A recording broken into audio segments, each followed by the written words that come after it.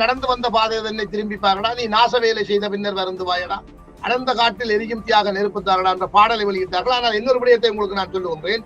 விடுதலை புலிகள் சில விஷயங்களை வெளிப்படையாக செய்வார்கள், சில விஷயங்களை நடைமுறையில் உள்ளுக்குள்ளாலே ஆக்களை அனுப்பி எல்லாரோடும் கதைப்பார். உள்ளுக்குள்ளாலே ஆக்களை அனுப்பி அனைத்து இயக்க தலைவர்களோடும் அனைவரோடும் தொடர்பு கொண்டு நிப்பாட்டவங்க போய் அரசியல் செய்யுங்க அது என்று சொல்லுவார்கள். வெளியில பகிரங்கமாக அறிவிக்காமல் இருப்பார்கள். என்றால் நாங்கள் அரசியல் கட்சியை அரசியலா நடத்த வேண்டும் வரையும் சிந்திக்கக்கூடியவர்கள் அவர்கள். எங்களுக்கு அந்த பக்கம் தெரியாது.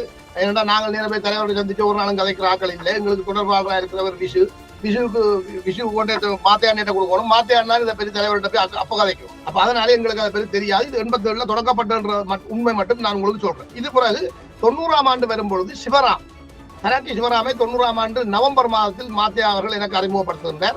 பிறகு 91ஆம் ஆண்டு அவர் வந்து கோழியகுளத்தில் நடத்தின ஒரு செமினார்லையும் வந்து அவருக்கு எனக்கு நேரடி தொடர்பு ஏற்படுத்தப்படுகிறது. அதுக்கு பிறகு நான் சிவராமுடன் தொடர்ந்து பயணித்து வந்தேன். அவர் காலம் படுகொலை செய்யப்படும் வரை என்னோடு தொடர்பில் இருப்பார்.